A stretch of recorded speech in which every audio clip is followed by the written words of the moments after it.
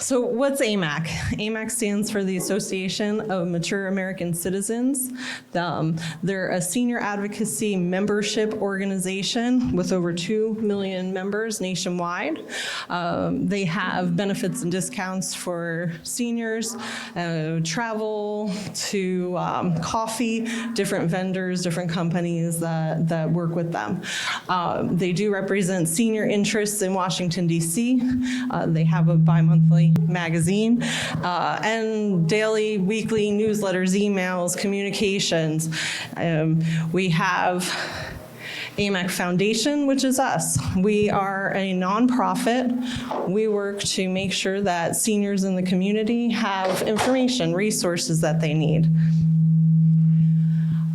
We have 3 different websites that you guys can go to. There's some information in your packets on all of it.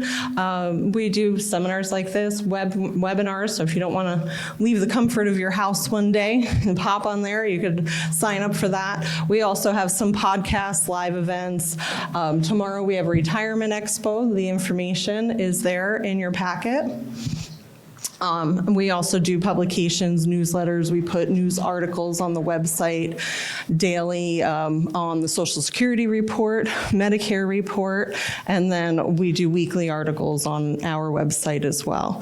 So you'll find different things for veterans, for elder fraud, for just self-care, self-help, various topics.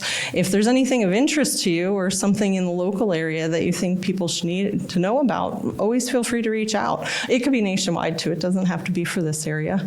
But it's always important to not only come up with what we come up with, but to know what you guys want. So we always want to look out for you guys.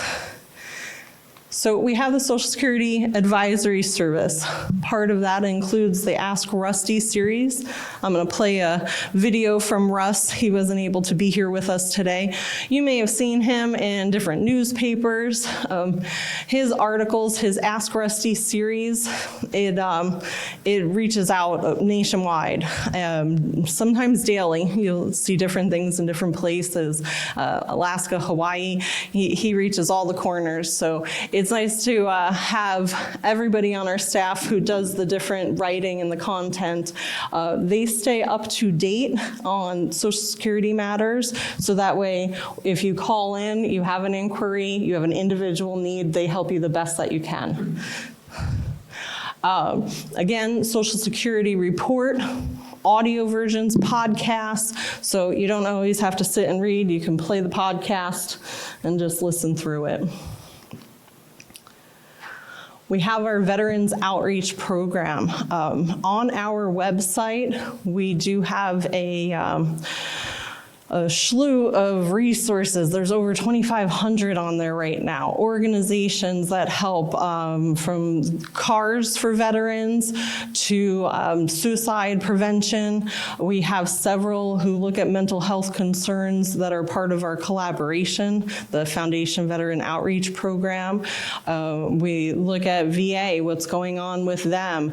We try to stay up to date, not just on the resources article-wise, but also the organizations that provide it. So we're trying to overlap as much as possible to deliver the most to everybody.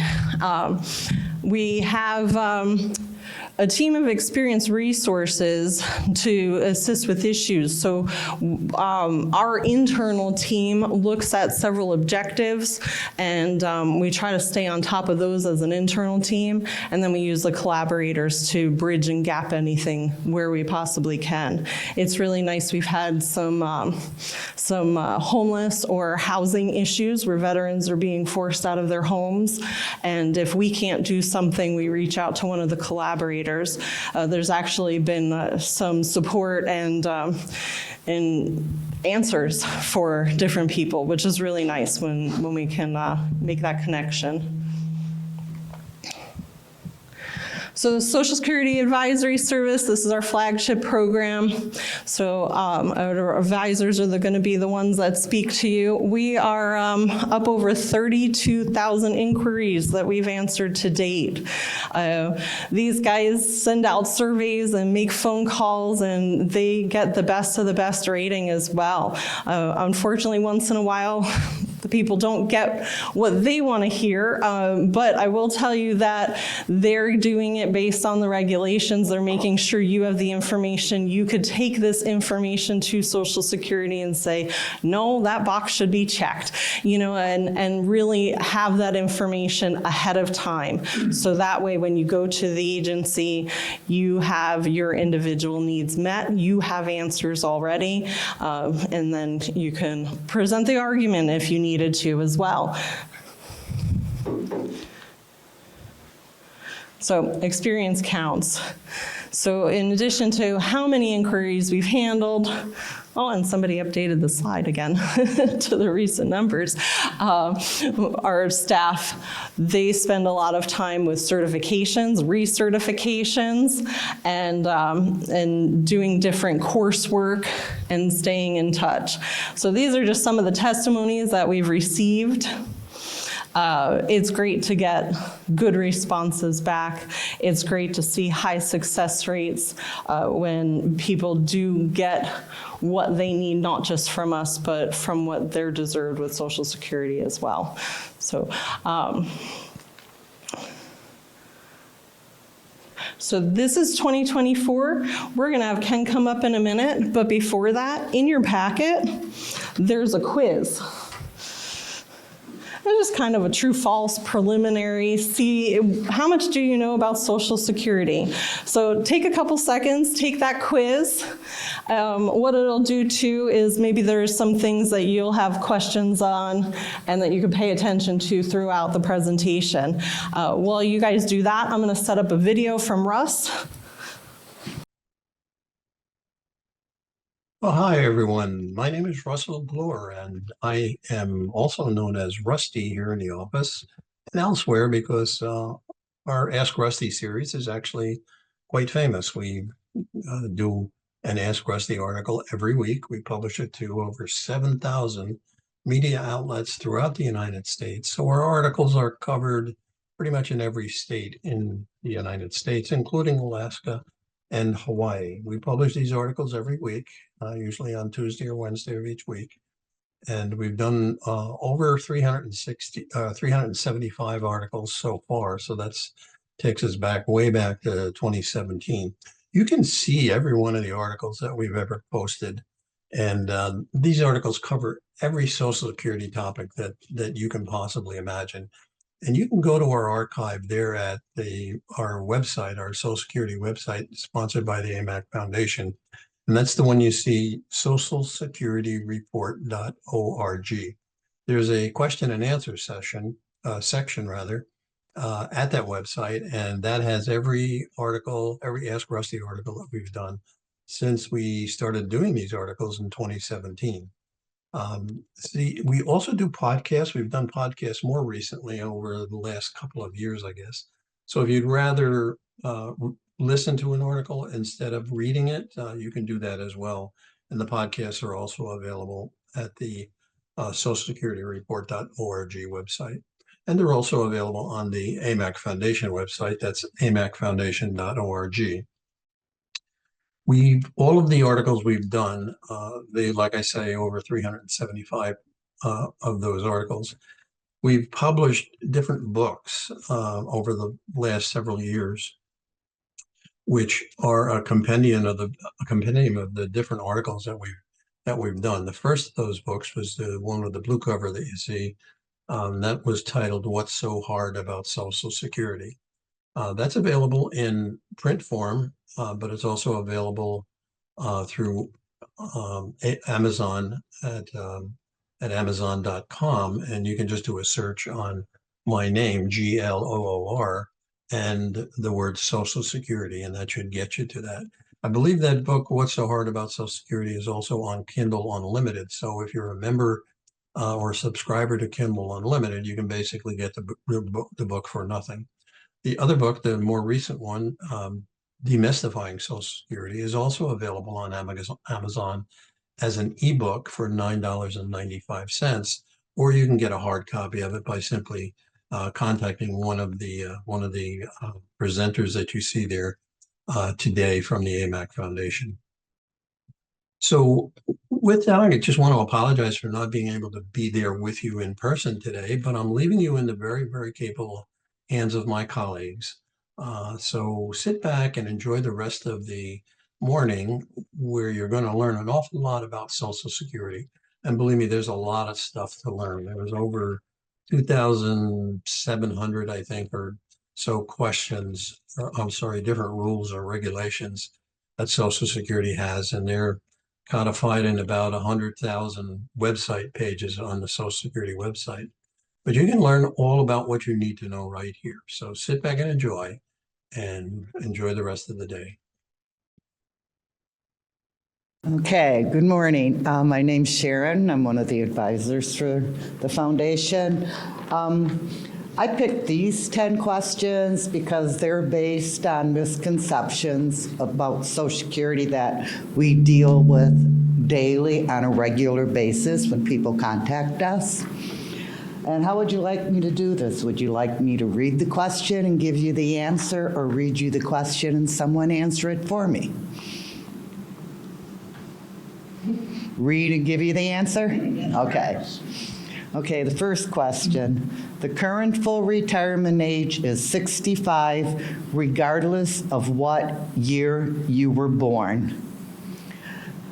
That answer is false, but you would be amazed by how many people still think their full retirement age is 65. The second question. If you take your benefits before your full retirement age, they will be reduced for early filing. That answer is true. Anytime you take any benefit before your full retirement age, it will be reduced according to the age you take it at. Third question.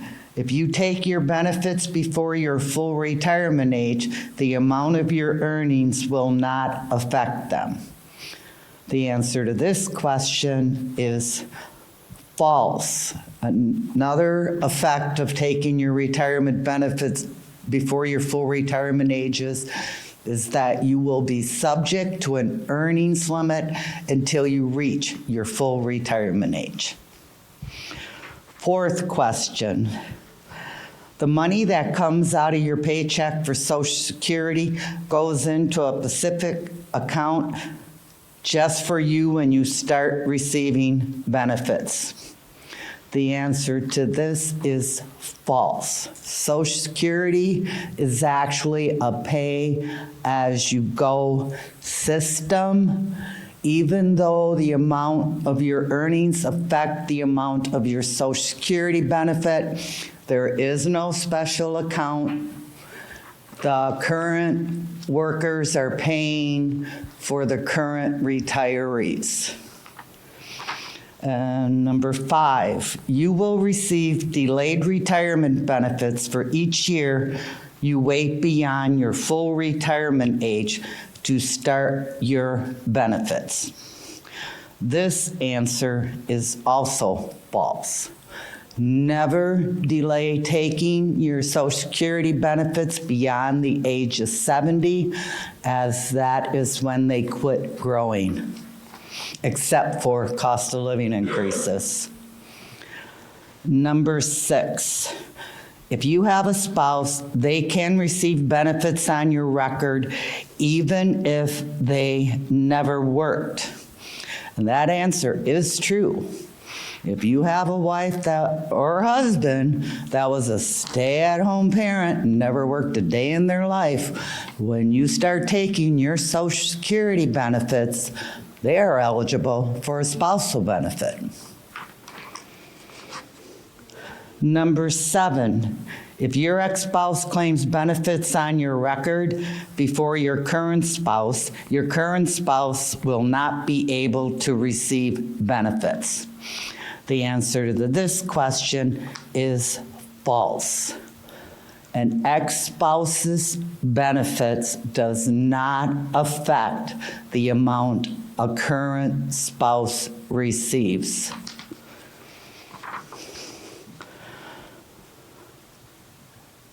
Number 8, your children are eligible for dependent benefits until they graduate from college. The answer to this one is false. Years ago, they could collect benefits on your record till age 21 or they graduated from college. Now they no longer can do that. They only receive benefits until they graduate from high school. Number 9, a widow or widower is not subject to the earnings test if they start their survivor benefits at age 60. The answer to this is false.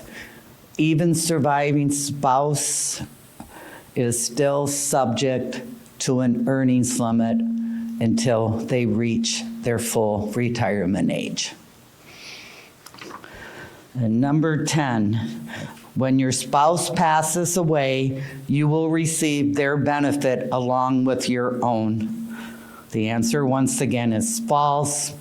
The surviving spouse is only able to keep the highest of the 2 benefits. These are a lot of the information we'll be covering the day, so we'll be enhanced on more during the presentation. Did everyone get 100? Did anyone get 100? The advisors are being funny. Thanks, Sharon. So in addition to the quiz in your packet, there is information about AMAC Foundation. You do have the slide handouts. There should be an index card in there. We know everyone walks away with questions. There will be time for questions and answers. But if there's something that you'd rather jot down and have someone call you, email you, let us know on that card. You could write your question down and leave it for us. Sometimes the information that needs to be exchanged to respond may take a little time as well. So they might ask you, please write down your question, let's set a time, let's talk, let's work via email even, so you get the response in writing and you know what to look for, what to ask next. And follow-up questions are always welcome. Sometimes you get that initial question answered, but it opens a can of worms and there are more. So always remember, come back. It's a free service. That's what we do. AMAC Foundation works off of contributions, and these guys are here working for you off of those contributions to make sure you get the right answer. So there are also some takeaways that are in your folder, a few topics of interest, and one of them is the Social Security insolvency, which we will talk about towards the end of the presentation as well. So if you have questions, let us know. And our next up is Ken Barron. He's going to let you know what's new in 2024.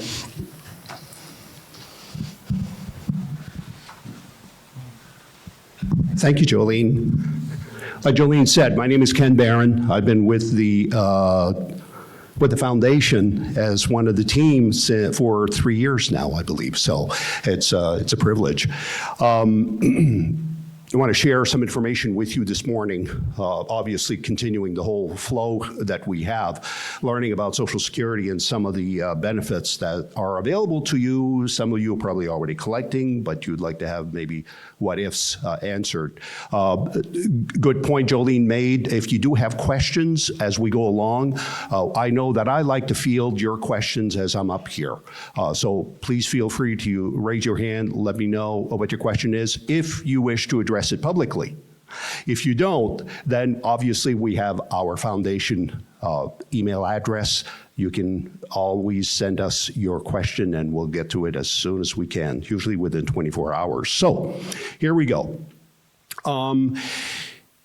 And many of the things that Sharon touched upon in the quiz, we're going to be addressing here this morning. Okay, what's new in 2024? Well, it's the same thing as what was new in 2023 and 2022. There's always increases going on.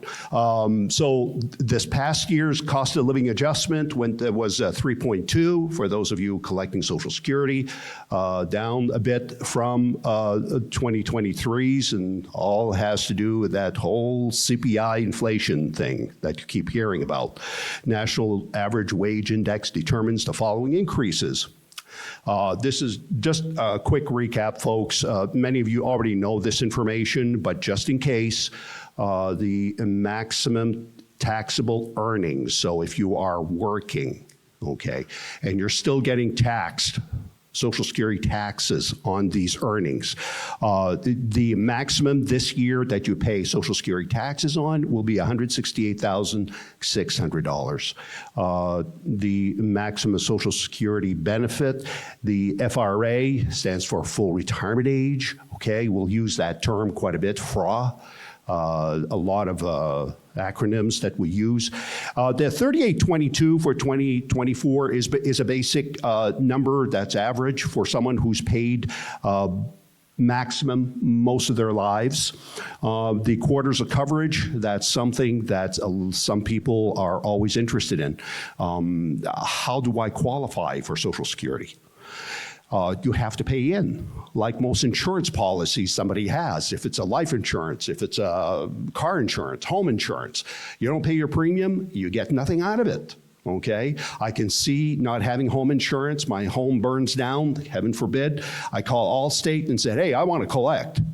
See, I'll pay a premium to you this month in order to get the reimbursement. Well, guess what Allstate's going to tell you, okay? Ain't gonna get anything, all right? You have to pay in order to get something out of it. How do you qualify? You have to have a certain amount of credits paid in to Social Security. It's a lifetime of credits. It's not your last 3 years of 5 or 10 or 20 or 30. It's a lifetime, all right? And a lifetime, basically these quarters of coverage, for every $1,730 you earn in income and you pay Social Security taxes on, earns you 1 credit. A maximum of 4 credits can be accumulated in any calendar year. So whether you earn $168,000 or $7,000, you only get 4 credits. And in your lifetime, you need 40 of these credits. So basically 10 years of work. In a lifetime, that's not a lot in order to qualify, okay? Earnings test, we're gonna cover this a little more later on, okay? Earnings test, like Sharon, yes?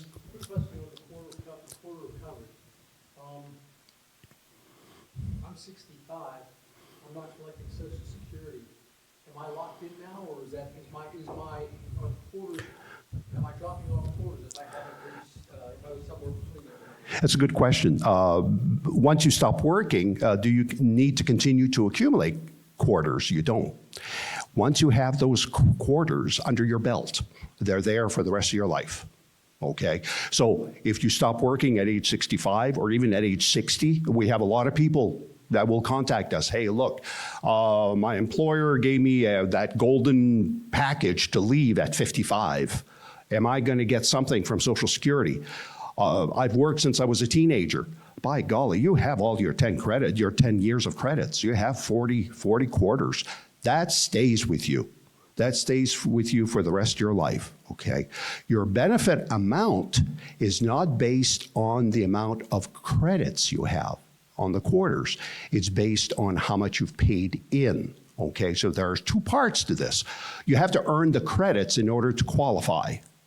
Once you qualify, the amount you're going to receive as far as a retirement check is going to be based on how much you've paid in, how much your income was in your lifetime. We're going to cover that some more, okay? So we are going to get the great question. That is a great question. The earnings test changes every year. Okay, as you can see, last year for people under their FRA, so people under their full retirement age, the month they turn full retirement age, they were allowed to earn up to $21,240. If you earned over that, then you're probably going to start losing some of your Social Security benefits, or Social Security would hold back some money. This year, that amount has gone up to $22,320. All right. Now, again, we're going to cover this a little more, okay? So don't fret if I'm kind of skimming a bit here. Earnings test for the year that someone turns FRA, full retirement age. That amount changes significantly, okay? Take a look at this year, $59,520. So if someone, these are calendar year amounts, folks, by the way, January through December, okay? They're not fiscal like some of the government agencies use. You know, well, we're going to start from September and go to October next year, things like that. No, these are calendar year amounts. So the $59,520 represents an amount that someone is allowed to earn beginning January 1st of the year until the last day of the month before they turn FRA. So let's say your full retirement age is going to be in July of this year, and you're still working full-time. But by the end of June, you will have earned $50,000.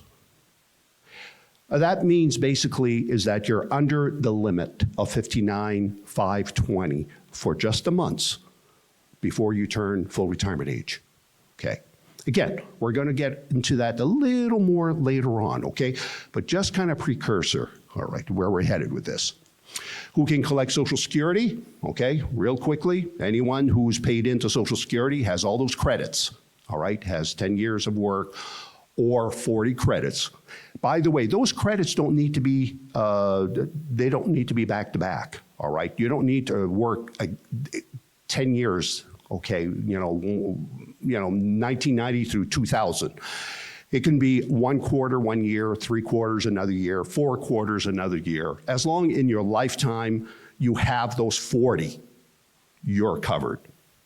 All right, so retirees, you have to be at least 62. That's still the case, folks. Because the full retirement age has increased, I've seen and heard from people that they have to wait till they're 62 and a half before they start collecting because they're not at their retirement age. It doesn't apply at the very beginning. In other words, 62 is still 62. That has never changed. I don't foresee that changing anytime soon. So as early as 62, someone can apply to receive their retirement benefits. Spouses, again, Sharon touched base a little bit about that. Can a spouse receive benefits under the other spouse if the person, you know what, Sharon, I was just thinking there was something while Sharon was giving the answers. I've made the mistake a few times of saying, well, if one spouse has stayed home and never worked, boy, was I corrected on that a few times. What do you mean never worked? I raised 10 children at home. Do you think I didn't work? Come on now. Yes, you worked, okay? But we mean Social Security earnings, all right? Worked and paid into Social Security. Worked outside the home. Very good. That's a good way to put it. Worked outside the home for pay. All right. So spouses can qualify. An example, I've told people this many, many times. My mom stayed home to raise 5 children. Don't try to tell her she didn't work. Let me tell you, we put her to work raising 5 children, while my dad held down 1, 2, and 3 jobs to pay the bills, okay? My mom got Social Security benefits. She got them as a spouse under my father's Social Security record.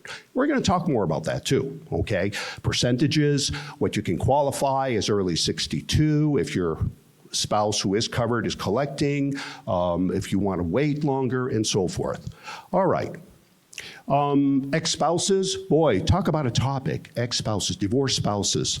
I've seen to do a seminar, almost half the seminar was just on divorced spouses because there were so many questions. I remember 3 ladies sitting together and they were all divorcees, okay?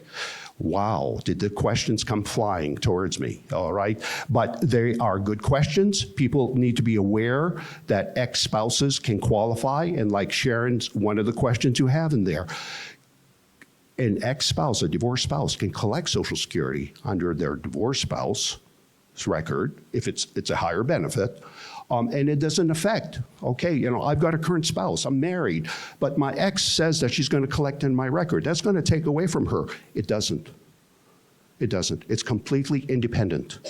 As Social Security always, the term they use, independently divorced spouse benefits, okay? All right. Survivor, deceased, deceased retirees, all right? Again, if one loses their spouse prior to age, the living spouse is not 60, and you lose a spouse prior to age 60, rather young.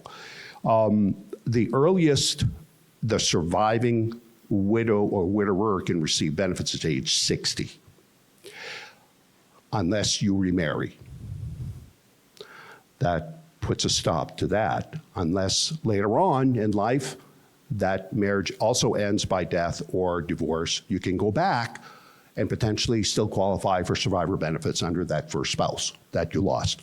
And again, ex-spouses are entitled to those benefits as well under a deceased ex-spouse's record, if it'll give them more. Dependent children, absolutely.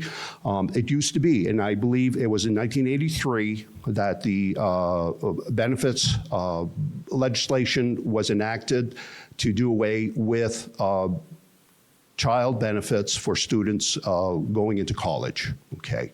And now it is just for basically full-time high school students through age 19 if they are still a full-time student in high school. Otherwise, 18 or when they graduate from high school. Dependent parents, you know what? I've never taken a claim for a dependent parent in my life. This is something that is so rare and so difficult to prove in many ways. You have to show that I'm taking care of my mother or my father. They're completely dependent on me. They have no income. I'm supporting them, and so forth and so forth. Okay, there's so many things that you have to show Social Security that my parent qualifies to receive benefits based on my Social Security record. Disabled workers with enough credits, that can vary. It's nothing like the retirement. Okay, it's nothing like retirees. And disabled adult child, if a child is disabled before age 22. So if you have a child who was born with a severe disability that will prevent them from ever working, and you are a retiree and you're still caring for that child somehow, as long as Social Security finds that they had a disability before age 22, they can also qualify for Social Security checks under your record. Okay. Dispelling myths. Oh, and does Social Security have their share? And this is a big one. Tell me you've never heard about this before. Yeah, these illegal aliens, they're in the country. They're collecting everything that we paid into, okay?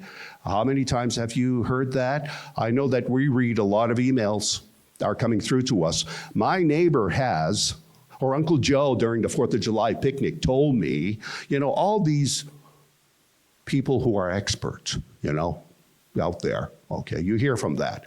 And for goodness sakes, it's got to be true. Well, if it's on Facebook, if it's on social media, it's got to be true, right? Right. No one gets Social Security unless they pay into the system. That's the bottom line, folks. Illegal aliens are not collecting Social Security unless they're here on work visas or they are admitted as legal U.S. residents or citizens.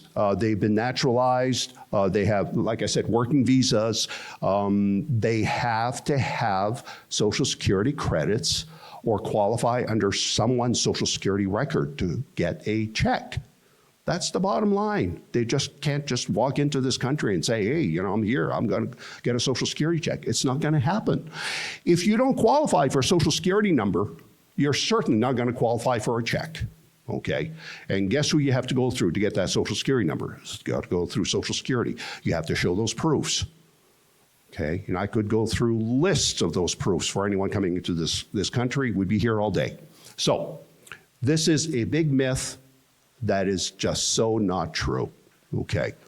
How's the benefit calculated? Well, remember a while ago I said you have to have the credits to qualify. There we go. You have 40 credits, now you qualify. Let's put that aside. Now let's see how much you're gonna get. That's another animal, okay, all by itself.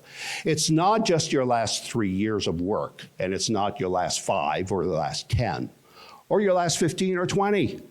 It's your lifetime of earnings, folks. If you've been working since you were a teenager, guess what? Some of those earnings may be included in calculating your Social Security retirement. Because Social Security is going to grab your highest 35 years in your lifetime that's been adjusted for inflation. All right? So if in 1970 you had $6,000 of paid income under Social Security taxes, FICA taxes, that $6,000 today, we know because of inflation, could be at $25,000 or $30,000. All right. Well, it's that inflated amount that Social Security selects as one of your high 35 years. So it is your highest 35 lifetime years of earnings. What happens if you start collecting and you continue working? By golly, we have a lot of folks like that out there. You can replace some of those 35 high years going forward, even while you're collecting. So I would get calls, I would get emails, I would get whatever, okay? People would question, I just got this check in the mail, okay? Or I just got a deposit nowadays. I just got this deposit and, you know, it's not my time of the month to get the Social Security check. What's it for? It's an extra check. I don't want to have to owe this back. Well, quick check in Social Security system shows that the person received a recomputation or recalculation, whichever way you want to go with that, to look at basically you worked last year, here it is, you file your taxes February, March, April, whatever it might be. Here it is now, September, October, those earnings are showing up on Social Security, your Social Security record. SSA systems are automatically programmed to look at income coming in to your record. What happens now is that it does an adjustment. It recalculates to see, oh, these 35 years, let's see, can we replace one of these with like 2023's income?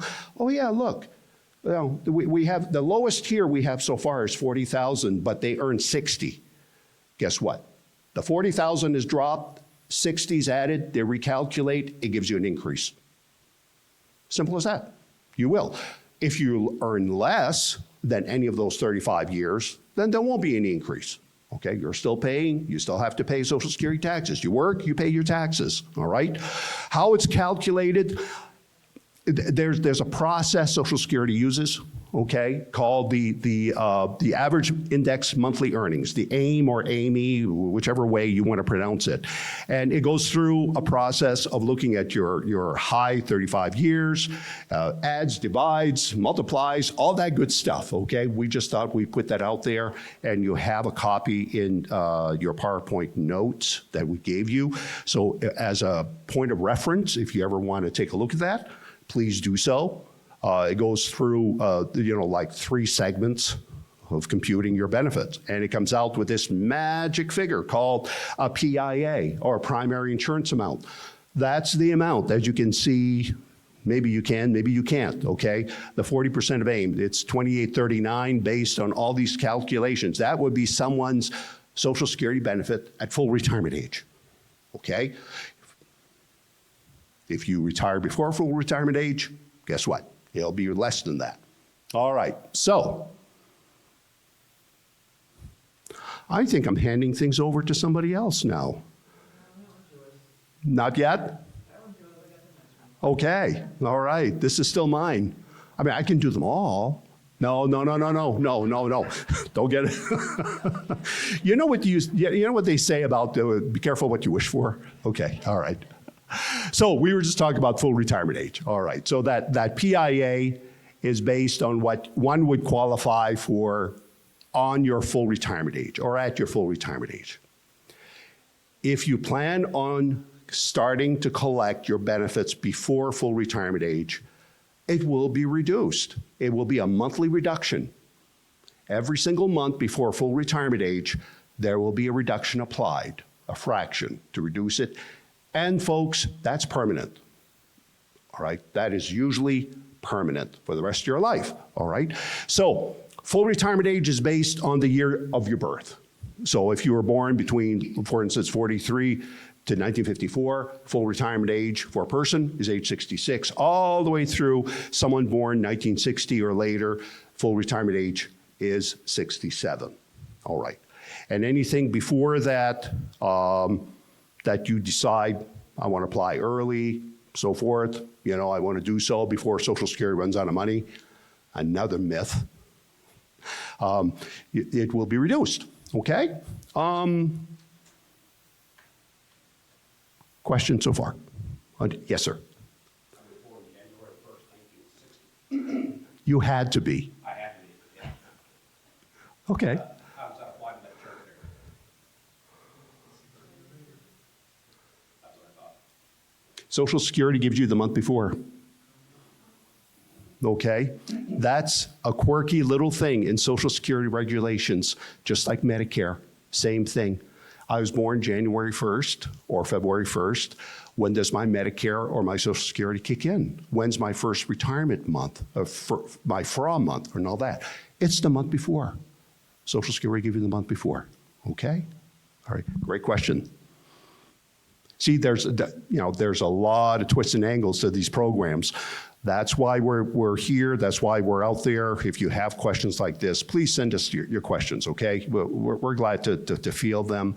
If we don't know the answer, we'll find the answer for you somehow. It may take a little longer than 24 hours, maybe not. Well, who knows? Miss Arlene, we are going to have my next colleague come up. Arlene is going to cover, moving forward. All right. When should I apply? Good question, Arlene. When should I apply? It's a very common question, too. No, say it isn't so. It's a common question. All right. Move forward. It's this button right there. There we go. Thanks. Hi, my name is Arlene. I've been with AMAC Foundation for about 5 years now. And we're going to talk about when should I apply. And that, like I said, that's one of the most common calls. I'm on the phone end of it, so it's one of the most common calls that we get. And people sometimes want me to tell them what the best time is for them, but it's different for everybody. I mean, you can apply any time between 62 and 70. That's a long 8-year span. And it does depend on your health, your family longevity. It depends on your finances.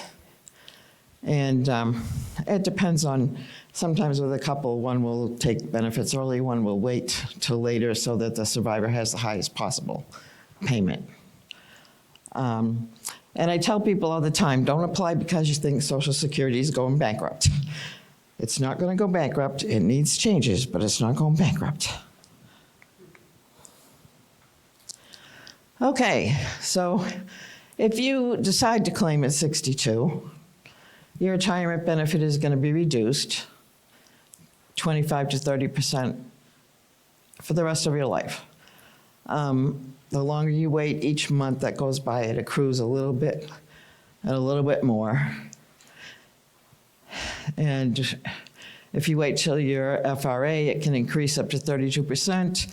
And this is really something to think about. Your benefits, if you wait till 70, are 76% higher than if you claim at 62. But there's a lot that comes into that because a lot of people are still working before their full retirement age. And, that earnings limit that was mentioned can have an impact on your decision for sure. If you're making decent money, they're just going to take it back, so there's no sense in doing it early.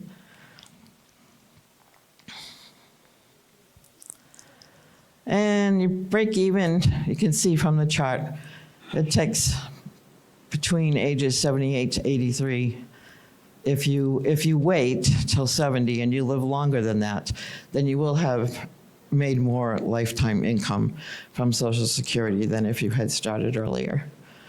So a lot really does depend on your date of death, and of course nobody knows that, so that's kind of that's what makes it a tough decision.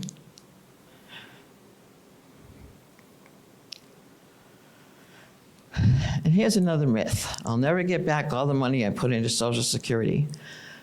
Well, with research that's been done and analysis, we found that you'll get back your money within 3 to 5 years.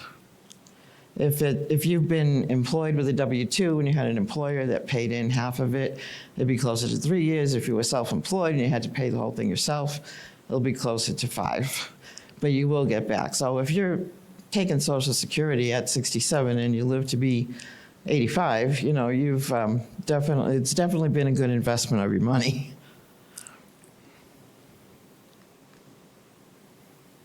And here we go back to Ken.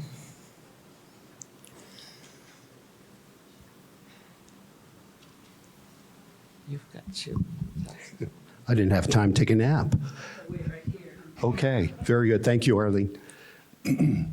So I touched upon this a little earlier when we were looking at the figures as to how much you're able to earn each year and still collect your Social Security retirement benefits. And by the way, when we talk about retirement benefits, I'm including spouses, I'm including widows, widowers, and so forth, okay, ex-spouses as well. So anyone in that category of retirees who's not reached full retirement age is limited to how much you can earn from work and still qualify to receive your Social Security checks. Also, what I want to mention is that when we talk about income from work, please don't include in those amounts that, for instance, at $22,320, quite often we get this, and we're going to continue getting the question, is that do I include my 401k? Do I include my IRA? Do I include the other pensions that I might be receiving in that $22,320? No. You don't include that. Interest from savings, anything as such, don't include that. Basically, what this is annual earnings test, okay, that Social Security sets up. And it's basically a test to see to what degree are you retired. If you're working, okay, doesn't mean that you're not retired, but you're retired to a certain degree, all right. So they give you an allowance. They say, well, okay, you can earn up to $22,320 in calendar year 2024, and as long as you stay under that amount, we'll pay you all your Social Security checks if you wish to apply and receive them. If you don't need to, okay? No one says at 62 or 65 or 67 or any of those ages that you have to file to receive Social Security. No one's going to twist your arm to do so. But mind you, at age 70, if you've held up until then to get all those delayed retirement credits, all right, there are additional credits available. We'll talk about that again. If at age 70 you haven't applied, I'm coming out to find you. You're going to apply because everything after that, folks, you're losing. Okay? There's no more additional credits you're going to receive. There's no more additional whatever you want to call it.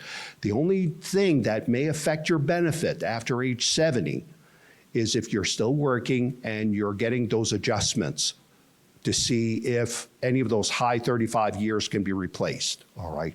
But you're still losing out on all the checks from age 70 on up. All right.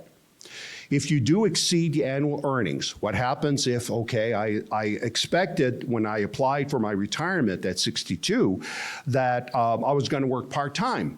And my employer said, yeah, we're going to keep you under the limit so you can get your Social Security checks. Well, all of a sudden a special project comes up at work. Or the employer comes to you and says, oh, we have some people who have left, you need to pick up the slack. So all of a sudden you find yourself looking at your last pay stub and think, ooh, by the end of the year, I'm going to be over 40,000, not 20,000.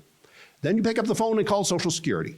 And you say, Social Security, I previously estimated, that's what they're looking for, is an estimate. I previously estimated 20,000, I'm going to earn 40. They'll annotate your file, they'll put that in your records, and automatically, pretty much, I can assure you, Social Security checks will stop. They'll go into suspense, okay? So you don't basically receive too much in Social Security benefits, where in the following year, when you file your taxes, Social Security looks at this and says, hey, this person said 20,000, look, 40,000, we paid them too much. So you get this wonderful bill from Social Security saying, send us back $15,000 of Social Security retirement checks. Isn't that wonderful? You don't want to be in that position. So you have to inform Social Security as much as you can if you're going to be over or under, depending on where your first estimate came from. Anything withheld from your benefits may eventually be returned. What do you mean by that? Okay. So let's say I estimated 30,000. And so Social Security ends up by withholding, they withhold $1 of your Social Security check for every $2 over the limit. That's the formula they use. So if you're over the 22,000 by $6,000, you're going to lose $3,000 of Social Security benefits. So Social Security withholds that $3,000. After the year's over, you file your taxes. Come to find out, you were way under your estimate. So you could have received all your checks. Social Security returns all those benefits to you. But it's not until the following year when you file your taxes that it happens. Okay? All right. The other thing that may happen too is that there are times that when benefits have been withheld prior to your full retirement age, at full retirement age, Social Security does what is called an ARF, okay? Now, I'm not a dog. It's an adjustment for the reduction factor.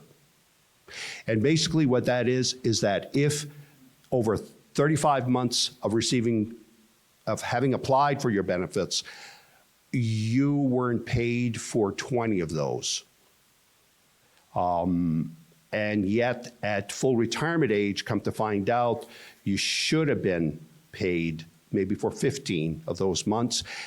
Your benefit amount at full retirement age may go up or down, depending on the months prior to full retirement age that needs to be adjusted again.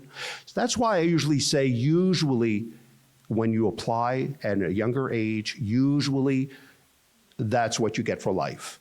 There's one exception. At full retirement age, and you've been working, if there's an adjustment that needs to be made to your retirement check, okay? I don't want to get too complicated with this. It happens automatically. It's done by Social Security systems again. They have these all programmed to make these adjustments. So it's not unusual for people all of a sudden to receive additional benefits in the mail, okay? It's just retroactive benefits that Social Security is paying out. Is this one of mine too? Yes. Okay, thank you. I'm sorry, okay. We work well together, as you can see. We're a good team, all right? We bounce things off each other. Special rules for the year you reach your full retirement age. All right, so I touched upon this earlier when I mentioned about that $59,520 that you're allowed to earn prior to the month you turn full retirement age, okay? If you do apply, let's say in January, and you will be turning fraud during the course of the year, and all of a sudden you find yourself going to earn over that $59,520 in all those months before fraud, again, you would lose some benefits. I call it forfeit some benefits, all right? But it's not a 1 for 2, it's a 1 for 3 instead, okay? So Social Security, in that year, would take $1 of your Social Security check for every $3 over the $59,520. Don't usually see that too often. Usually by that time when you're getting ready to collect benefits, you pretty well have figured that out because you've reached out to us for those answers, right? Okay, good. So anyway, the limit disappears the month you turn raw. So the month you turn full retirement age, you could go back to full-time work, earn your $50,000, $500,000, $5 million, whatever you want to earn, okay? Still collect your Social Security checks if you want them, all right? Again, no one's going to force you to collect them unless you apply to receive them, all right? But at full retirement age, this whole earnings limit is gone. You don't have to worry about it anymore and continue working, all right? Okay, so we're moving on to Arlene again. We're going to move things along here.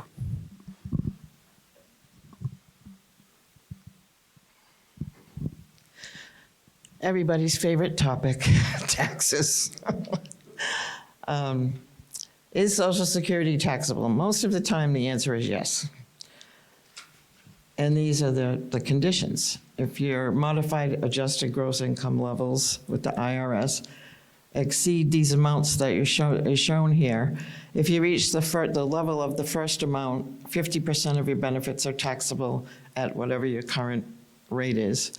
And if the second level is exceeded, then 85% of your benefits are taxable. If, sometimes people, the Social Security is all they're getting, they don't reach the first level there, then there's no taxes in that case on your Social Security benefits. And you do have a choice. Social Security doesn't automatically withhold taxes from your payment, but if you find that you need them to, want them to, then IRS Form W-4V needs to be filled out and sent into your local Social Security office, and they'll take care of that for you.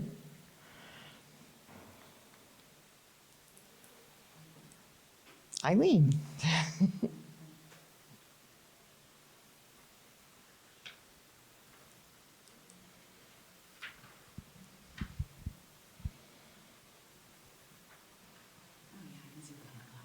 Good. You want that? Okay. Hi, my name is Eileen. I have been working for the foundation in AMAC for 8 years, going on 9 years.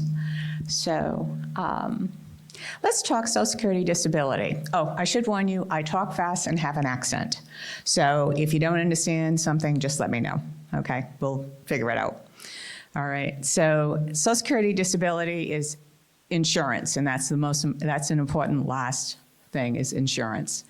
So basically, SSDI is available to those, A, that have physical and mental condition that prevents them from engaging in gainful activity. Condition is expected to last at least 12 months or result in death. You're under your full retirement age. You have enough credits, work credits, and the work credits will vary because depending on the age. However, when you get to a certain age, you'll have to have worked 5 of the last 10 years to qualify.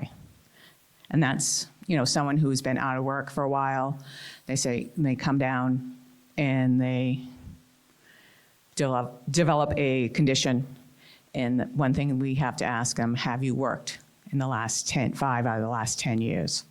And they may say no, and then they don't qualify. But that's a decision. We always give that to decision and let them apply, and Social Security will make that. But applying for SSDI as soon as you become disabled is something that is very important. So if you go through a condition or you get involved in an accident and your doctor says, I don't see you going back to work for a couple of years, maybe a year and a half, to apply immediately for disability. Don't wait. And determination process can take 3 to 5 months, and it can take longer. My personal experience has always been longer. That's why we say don't wait. And then there's such things as compassionate allowance, which is available. There's over 200 conditions, certain cancers, that are eligible for determination quickly. And then if approved, there's a 5-month waiting period. Payments are made on the 6th month after your date of disability. However, waiting period is waived in some circumstances if you have ALS. Now, there is an option for spousal benefits, and Sharon will be discussing spousal benefits later. I think the next slide is hers. So recipient can be eligible for spousal benefits at age 62. However, this is not required, or what's called deemed filing, and you can wait to your full retirement age to receive your maximum spousal benefit, and Sharon will go over that. And however, if you decide to take a spousal benefit on disability, the spouse must be collecting benefits. Now, I'm going to say something that a lot of people probably already know, that 2/3 of the initial applications for disability are denied. However, the appeals process is available. I know from personal experience that my late husband, took 2 years for him to get on disability, and it was granted a week before court. So we had a court date. The judge was reviewing the case, automatically just sent us the thing to the lawyer saying, approved. So that's, something that happens. So you can go through the process. It's not, oh, I got denied. It's not going to be worth it. Just go through the process. It is normally a normal process to be denied the first time around. I hate to say it, but it is quite common. Okay? Now, we have Sharon, and she will be discussing deemed filing.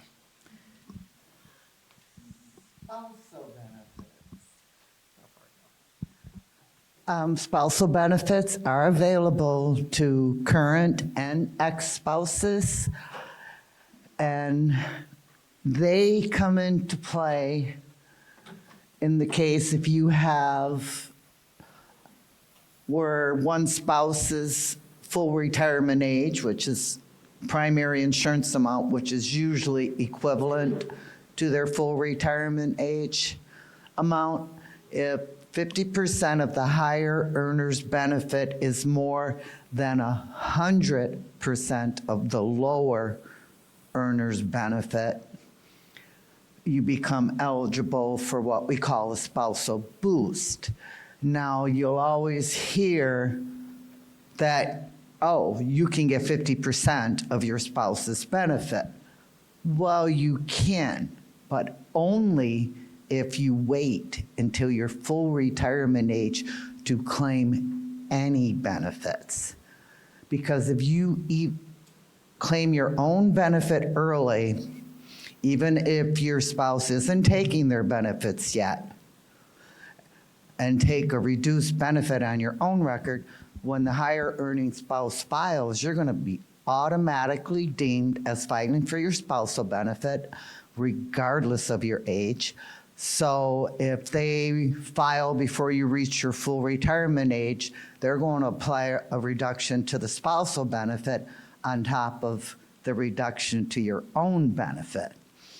If you have reached your full retirement age when your spouse files, you'll get the full spousal boost, but it's going to be applied to your current reduced benefit. So that spousal benefit will never equal 50% of the higher earning spouse's benefit, and you cannot receive it until they're actually taking their benefits. There's no pick and choose. That's what deemed filing is. Current spouses, you must be married for at least 1 year to get benefits. If it's a case of remarriage, I'd call one of our advisors because there are exceptions. And with a lot of Social Security rules pertaining especially to spousal benefits and survivor benefits, there are exceptions. And ex-spouses must have been married to the worker for at least 10 years and must be single at the time they would file for the spousal benefit. And then, of course, if your own benefit is higher than more than 50% of the other workers' PIA, you're not going to be eligible. No one's turning the page for me? To the right? They always turn the page for me. Okay, surviving benefits. Once again, they're available to current and ex-spouses. Surviving spouses that have reached their full retirement age will get 100% of the deceased worker's benefit if they're married for more than 9 months. Ex-spouses must have been married more than 10 years. And also in the case of an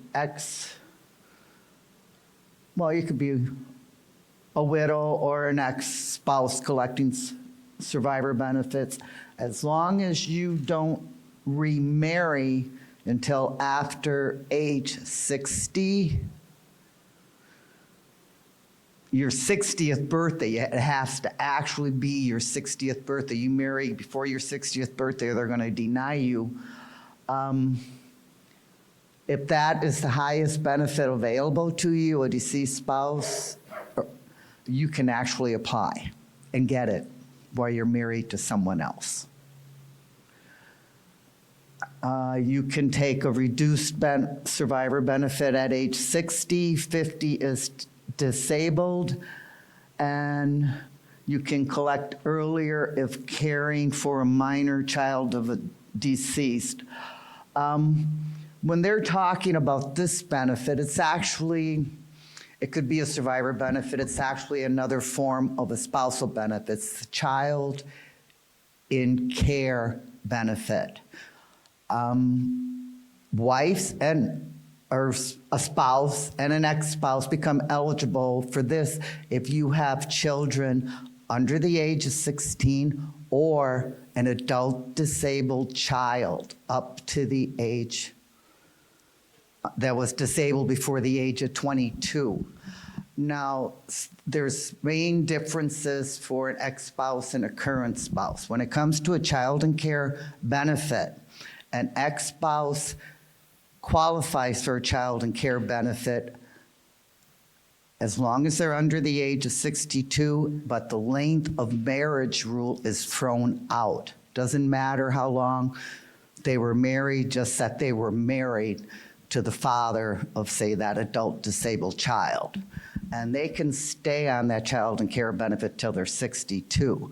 Now, the big difference with a current spouse, if you have a minor child, there's a lot of grandparents have adopted, and those children are eligible for Social Security benefits when they file. That means whichever parent isn't yet collecting is eligible for child and care. They can stay on that child and care benefit to their full retirement age and have the option to let their benefit grow to their full retirement age. And that is the big difference on that between a current and an ex-spouse. And the other thing is, this is the only time an ex-spouse's benefit will affect the Family Max.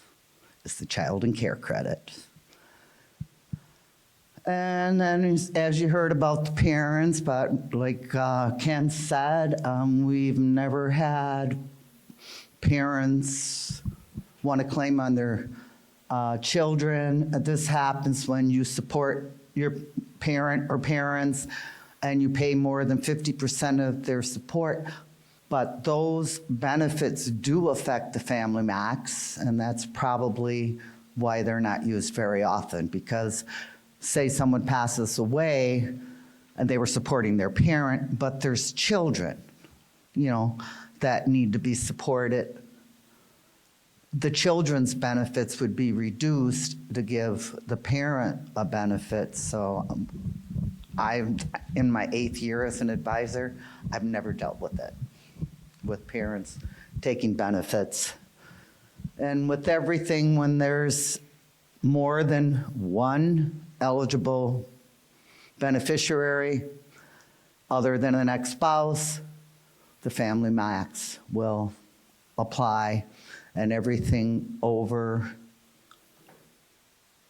will be shared. I mean, if you have one child and the surviving spouse is going to get 100%, the child's going to get 70, benefit equal to 75%. Any questions? Except when dealing with these, like I said, there's a lot of exceptions and differences, especially if you're dealing with making a decision on survivor benefits. I mean, you have options if you're not taking your own benefit, where you can file a restricted application. You can choose to take the lowest benefit first and take the higher benefit later. For example, if the survivor benefit isn't going to be the highest benefit, you might want to take the survivor benefit first. Survivor benefit maxes out at your full retirement age. Your benefit doesn't max out until age 70. So these are all things you need to look at if you haven't started your benefits yet and you have the misfortune of losing your spouse. And who comes behind me?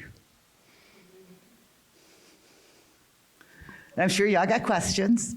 We do have our contact information in there by phone or email. And I could talk probably forever on these two topics. Like I said, there are exceptions to the rules when dealing with these two benefits, and you may want to check them out before making that filing decision.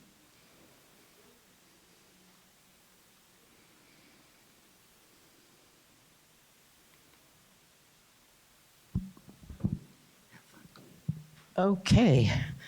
Cost of living adjustment, also known as COLA. Bless you. It's determined by the Consumer Price Index for urban wage earners and clerical workers, CPIW, which really means nothing to me. But it's the average change over time in the spending patterns of workers. And what that really means to me is that indirectly it's inflation affects how much of an increase we get every year. It's measured monthly, but only the third quarter, July, August, and September counts. So they take the CPIW for July to September of the current year and compare it to the same numbers from last year. And if it's higher, the result is next year's COLA. If it's lower, then it's zero. And you can see here the history for the past, 24 years. It's been up, it's been down. A couple of times it's been zero. And you can see for 2023 and 2022, the inflation was really high. So the increase was more. It never covers inflation, but they always like to try to make us think it will.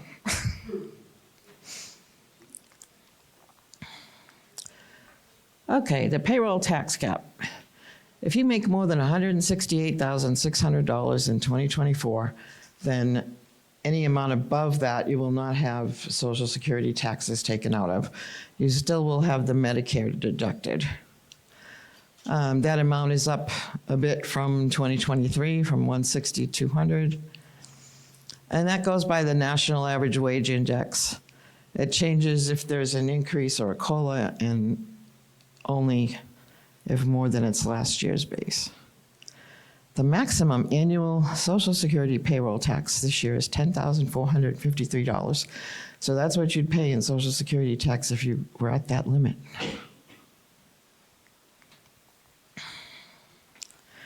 And this is just an idea of what the maximum benefit amounts are this year and what the average benefits are.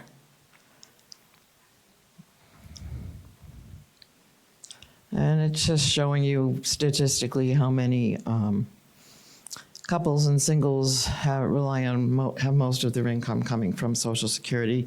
So these couple of slides are just really kind of statistical, numbers to look at. Social Security benefits are progressive. If you're a lower income individual over the entire course of your life, you're going to get a higher percentage of your income back from Social Security. If you're a lower earner, you're going to get back about 40%. If you're a higher earning person, then your percentage will be a little lower than that.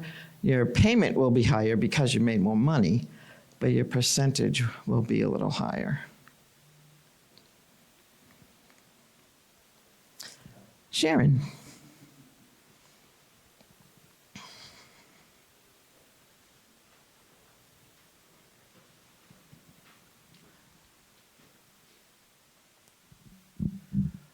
Okay, the windfall elimination provision. I'm only going to highlight on these provisions as they only affect people that work in a position that doesn't pay into Social Security. Is anyone in here in that position that you don't pay into Social Security? You are? Okay. Windfall elimination provision. Some people call it what? We sometimes call it WEEP when people have problems with Social Security, because They can mess it up once in a while. Okay, so like I said, this only applies to those with a non-covered pension. This means someone worked in a position such as teaching, the government, police force, firefighters. Some states, they do not pay into Social Security. So the government created the windfall elimination provision. They were virtually considering it double dipping because the way Social Security is calculated. I mean, it's weighted so a lower earning income gets a larger portion of their earnings back in their monthly benefits, and a higher earner gets a smaller portion back in their monthly benefit. And when someone works in a position that doesn't pay into Social Security, it looks like you're a lower paid earner and they give back a larger portion than they should be, so they created WEP. It only affects about 1.6% of retirees.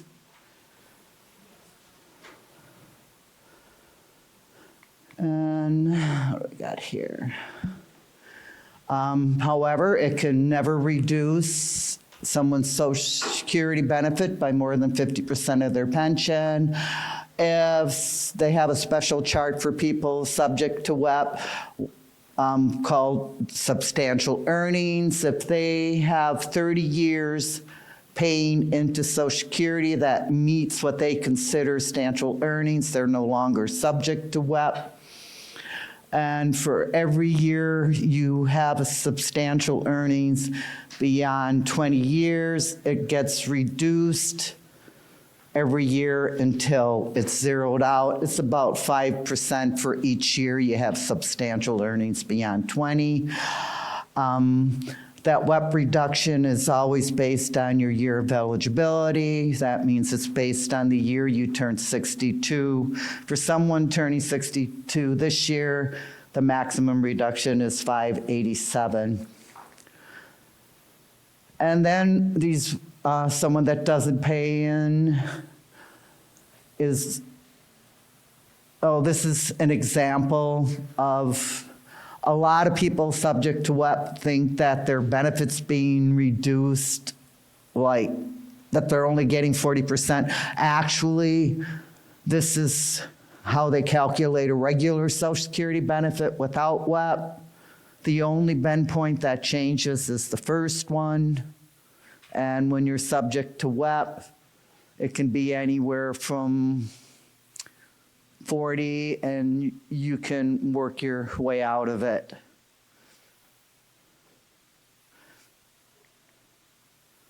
And the government pension offset. This affects your benefits that you might be eligible for as a spouse or a surviving spouse.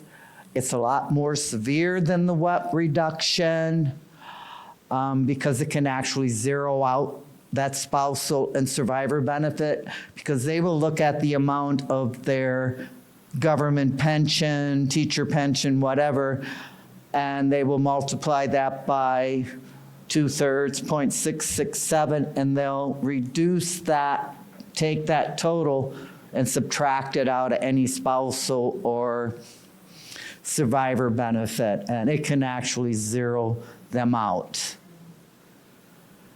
And as you are subject to it, if you want more detailed information, either ask us after the seminar or call in and we'll answer those questions for you. Okay? Okay, and our Medicare guru, Eileen Cook. This is the lady to talk to if you got questions on Medicare.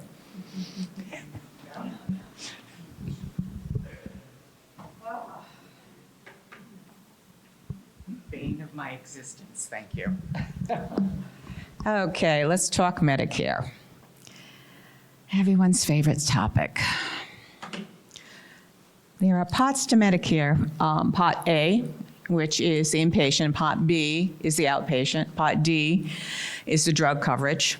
Thank you, Jesus, I put it the right way. And Part C is Medicare Advantage plan.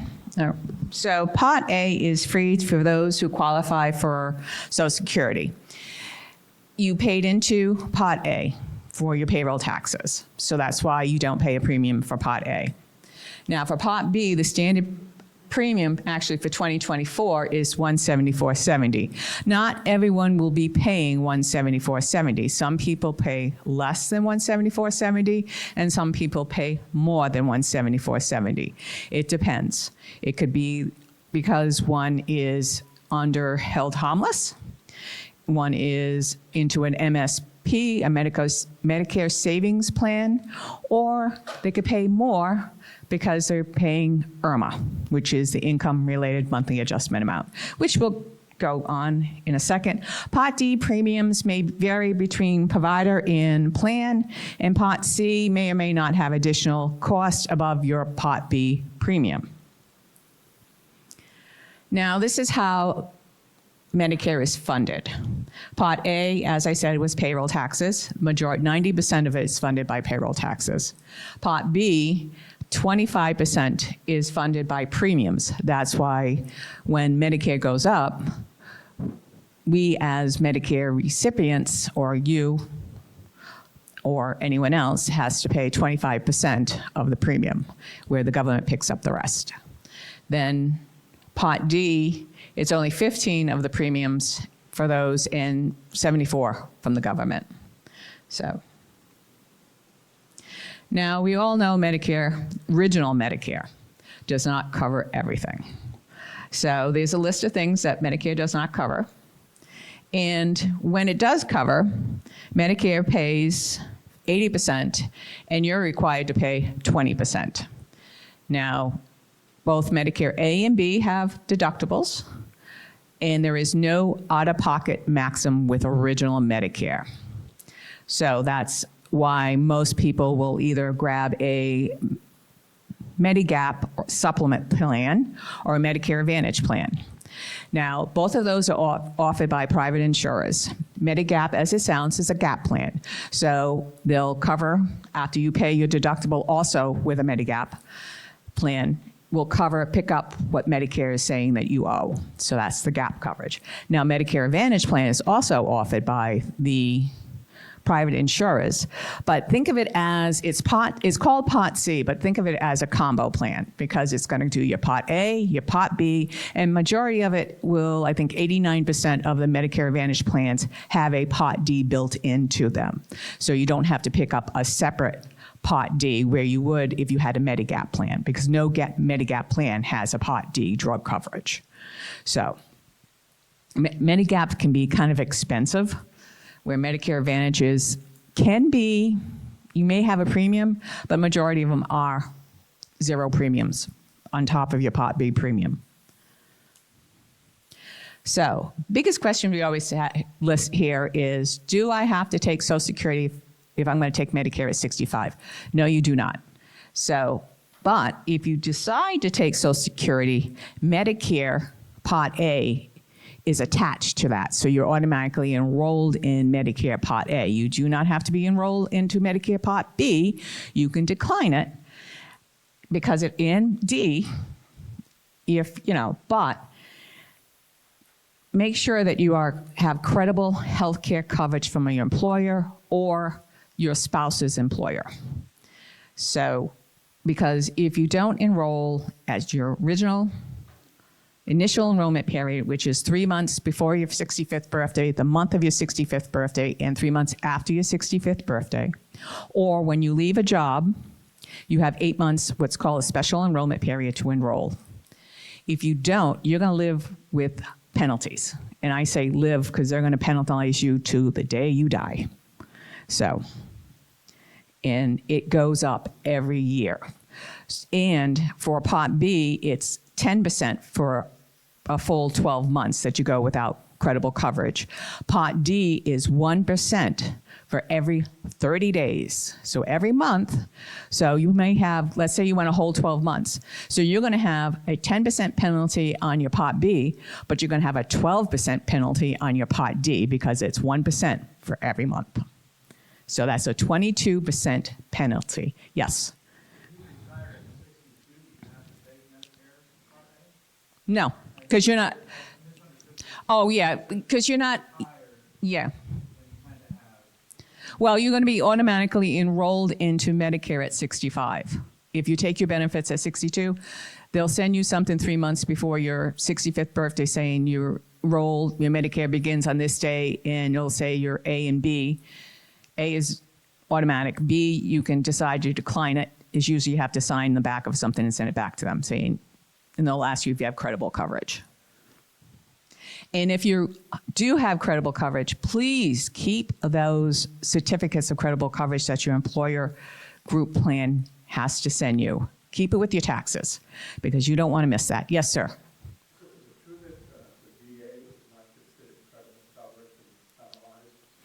They're only considered credible coverage for Part D for drugs, not for B. Because what happens is, to have credible coverage, you must meet at least Medicare level coverage or beyond to be credible. And with the VA, they have different levels of coverage for VA veterans. It depends on, you know, it's also, and I get this all the time when I tell veterans, it's not a guarantee. There's no guarantee in the VA health benefits because it's congressional has to agree to pay and give money to fund the VA, and that can change. So where Medicare is a guarantee, VA is not. I'm sorry. So I know it's unfortunately caught a lot of older veterans because they would never explain that it wasn't credible coverage. And unfortunately, when they do find out, they get hit with the penalty. And I always tell them to appeal. It never hurts to appeal if you get hit with a penalty. If it was because of you weren't informed, especially like I said, there's certain era they weren't informed that about the VA being credible coverage or not. So always, always appeal.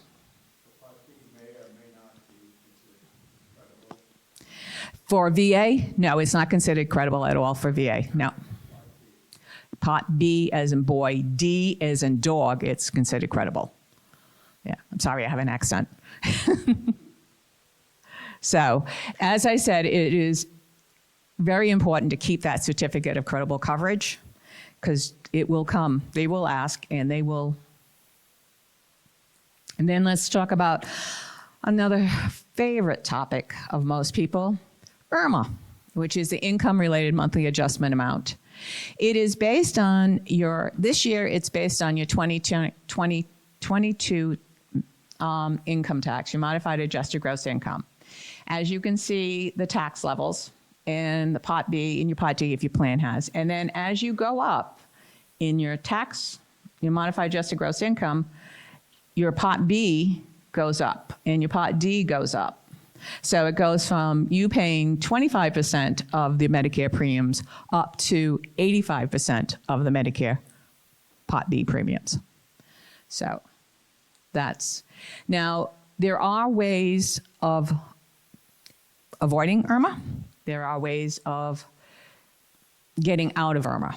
You can, if you have a life-changing event, you can file, and life-changing event is usually marriage, death, retirement, work stoppage, or a you only work part-time now, so it's work reduction. If you lost property, property due to a natural disaster, or fire, theft, whatever, or your pension plan went bankrupt, or they settled because your company went into bankruptcy, and part of the bankruptcy settlement was they gave pension plans. So you might receive a lump sum in a pension plan due to a court settlement. And that you can also appeal, and you would appeal it through SSA 44, which is a life-changing event.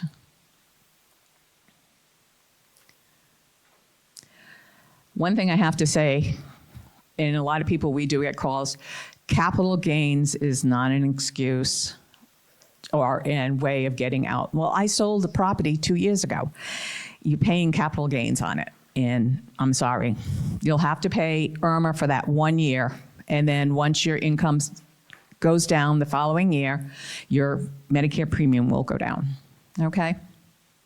So I'm going to leave it off to one of our also favorite topics. Go for it. The expert.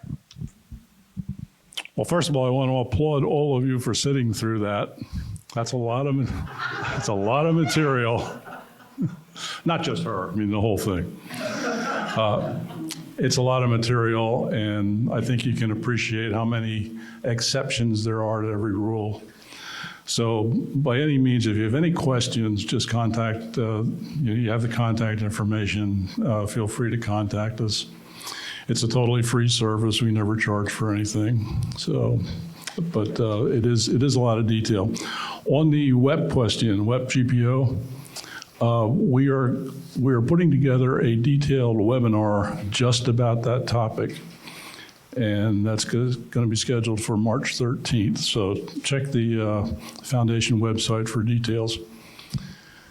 Now, on to my very favorite subject, Social Security long-term solvency, or insolvency, whichever way you want to look at it.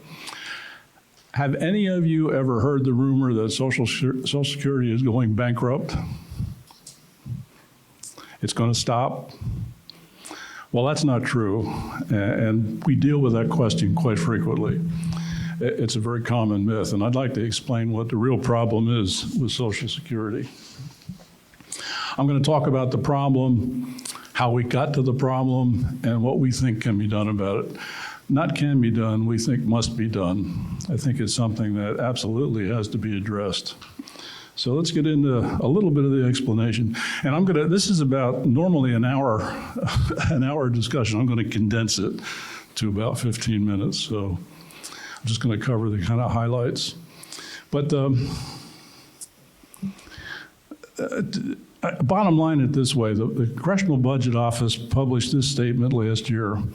The CBO projects that the Old Age Survivors and Disability Insurance, OASDI, trust funds would be exhausted in calendar year 2033. Trust funds are where Social Security keeps its reserves. There's a document in your folder that explains a little bit of the highlights of how the Social Security finances work. But the trust funds are the reserves. And as I'll get into in just a minute, the reserves had reached a level of just under $3 trillion at one point back in 2020. And that had accumulated from 1983 forward. So the trust funds are where the reserves are kept. But to make a fine point on it, the total reduction in annual benefits necessary for the trust funds outlays to match their revenues. Now that means that at some point, by law, Social Security will only be able to pay benefits based on the revenue, or based on the resources that it has. So in order to match their revenues, in each year after the two trust funds were exhausted would be about 25%. That means that if nothing is done to fix this problem, when the reserves are all depleted, benefits across the board would be cut 25%. So that's the problem. So how do we get there? Well, fundamentally, as a society, we're living longer. You know, Social Security's been in effect since 1936. First benefit was paid out in 1940. Back then, life expectancies were a lot shorter than they are today. Today, someone reaching 65 can expect to draw benefits for 20 years on average. But back in the beginning of Social Security, it wasn't, benefits were not expected to be paid for that long a period of time. So that's part of the problem. Fewer workers are paying into the system. Back in the middle 1940s, there were about 40 people working and paying payroll taxes for every beneficiary. Today, that is 2.7 to 1. So you could say there are 2.7 people working and paying FICA tax to support benefits for every person drawing benefits. And that's continuing to drop. It's projected to reach 2.3 probably in the mid-2030s. So that's another part of the problem. Interest rates are at historic lows. I mentioned the $3 trillion. It was $2.9 trillion that had accumulated in the trust funds. And in the 80s and 90s, as that fund was building up, interest rates were very high. And rates were high up until about 2008. Everybody remember what happened in 2008? Not a pleasant time in the finances. So since that time, interest rates have gone substantially low. They're coming back up, but for a period of time in the second decade of the 2000s, interest rates were pretty low. So that kind of cut back on the revenue projections. And so as a result of all that, the Social Security trust funds are basically consuming themselves. And there's one item that's not on the chart that should be. I got to think how to explain this simply. Back in 1983, when the last major change, well, the first and only major changes to Social Security were enacted, it was projected that 90% of the total payroll, the total workforce payroll, 90% of that would be subject to FICA tax. But from the period of about 1990 to 2020, somewhere in that range, the actuarial folks have done a study, and that ratio actually dropped, so that 82.5% of the total payroll is subject to payroll tax, and not the 90%. So 7.5% of the total workforce payroll payroll is about 11 trillion. So about 7.5% of that total workforce payroll is not being taxed. So that's another problem. And that all points to decreasing revenue for Social Security. Now, the trust fund balances. Back in 2016, it was, you can see the growth to 2020 took it to about 2.9 trillion. That's the 2.9 trillion I'm talking about. In 2010 was the first mile marker, and that's when total FICA tax coming into the system was not sufficient to pay benefits. So benefits were paid from FICA tax, federal income tax on benefits, and interest. And that kept benefits whole until 2021. Starting in 2021, the total income coming into the system was insufficient. So in 2021, you see that curve beginning to drop. And so that by 2033, that 2.9 trillion is gone. And so that's the point of insolvency, when Social Security can no longer pay the promised benefits. So at this point, there are two options. Option number one is don't do anything. And that handout that's in your packet there's a kind of a recap of what the political people are positioning.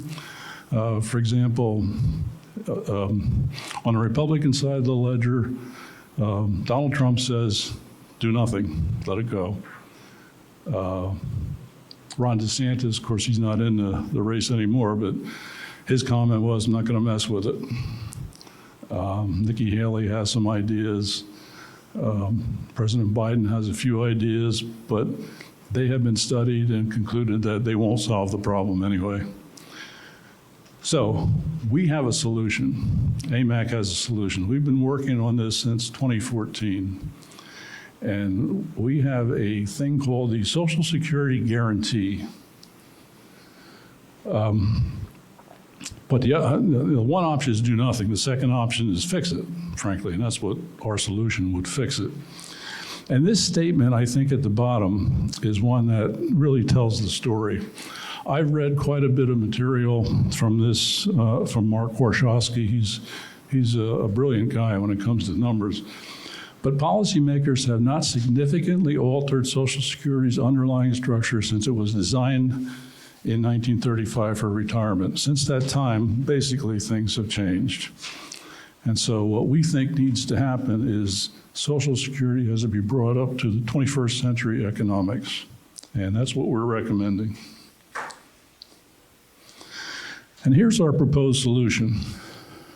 First of all, and this draws a lot of political fire, but we're recommending that the full retirement age that Ken had talked about earlier be increased gradually to age 70. But the early retirement would stay at age 62. That would do a lot to restore long-term finances. And we would also add a mechanism to keep the full retirement age in sync with increases in life expectancies. We would put a mechanism in there to keep that. If life expectancies continue to go up, full retirement will go up. And if life expectancy goes down, then it will come down. So that's one of our changes. We would also adjust the COLA process that Arlene talked about. Do it a little bit differently, but basically we would change the manner in which it's calculated, but then we would also make it an average adjustment. In simple terms, what we would do is establish what the average COLA would be, and then basically everybody would get the same dollar amount, not a percentage amount, just the same dollar amount. So people with lower Social Security benefits would get a higher COLA. People with higher Social Security benefits would get a lower COLA. So that's another part of it. And also, very important, we would guarantee every year that there would be a COLA, at least 1%. We would put a 1% floor because, as Arlene mentioned, there were some years where there was no COLA. So we would have to guarantee. We would recommend a guarantee.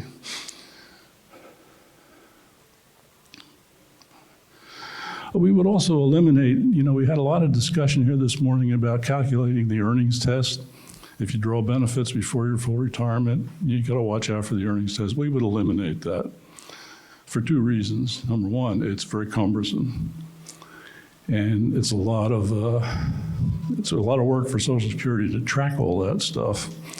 But also, and I think more importantly, if it inhibits somebody from working, it's then inhibiting FICA tax.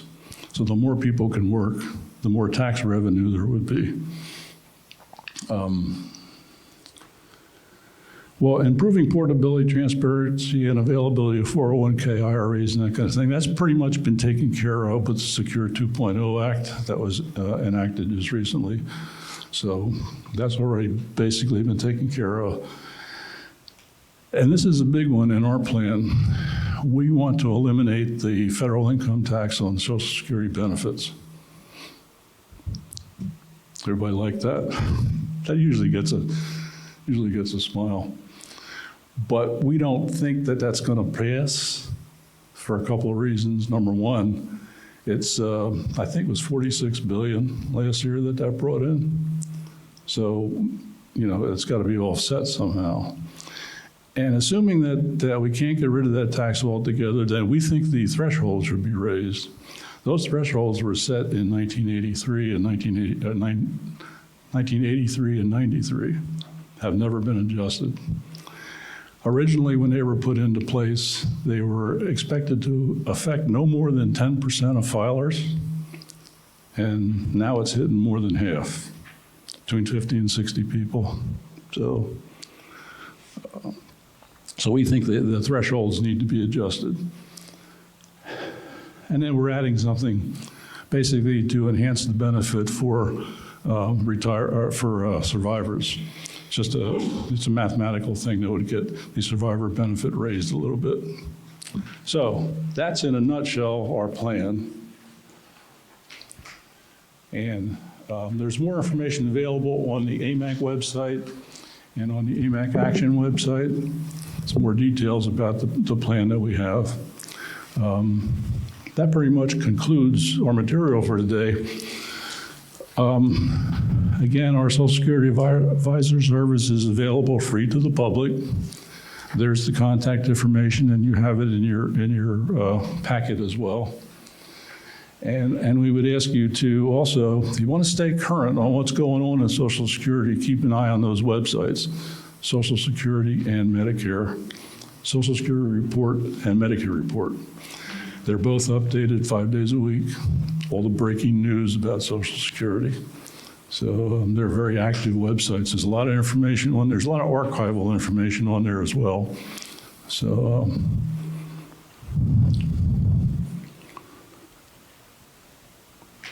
any questions? A lot of material, yes, sir. Yeah, applying for Social Security, is that all done online, or do you have to physically go to an office to take care of it? You can do it online, yeah.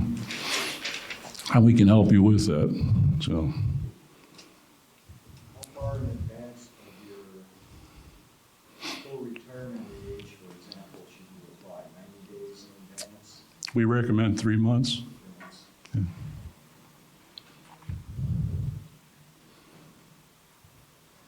Okay. Thank you very much. Appreciate your attention.